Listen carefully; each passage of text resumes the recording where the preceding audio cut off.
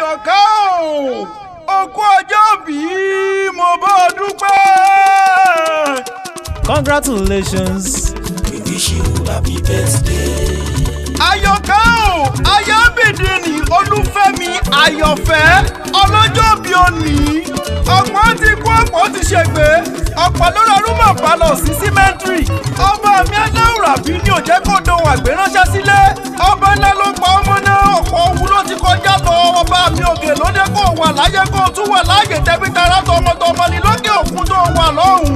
Òòdùn ẹrù tá à ń gbé wá sílé náà. Ọpẹ́ ló yẹ Ọlọ́run ọba mi òkè. Mo fẹ́ lọ sílé bàbá tó bí ọlọ́mọ ní ìwọ lọ́mọ òkè Ìbàdàn.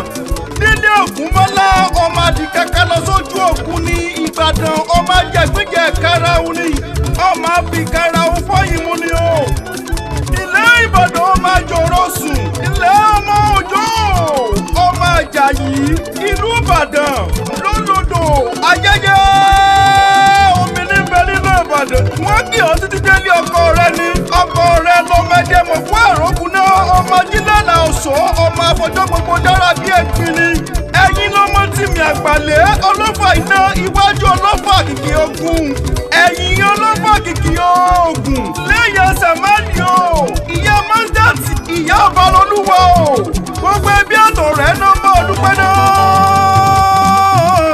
Ó yẹ wù mí o ó ní kí n mọ ṣàdúrà wípé òní kú lọ́dọ̀ Ọlọ́run ọba ní onídéhùn afẹ́rùdì wálé. Ó wá gbàdúrà pé tẹbí tará tọmọ rẹ ní kò nídéhùn àgbẹ̀gbìn. Àṣọdúnmọ́dún àmọ́ ìṣẹ́wọ́ àṣọdúnmọ́dún lọ́lọ́ Ọlọ́run ọba dandan kó bá wọn ṣe mí.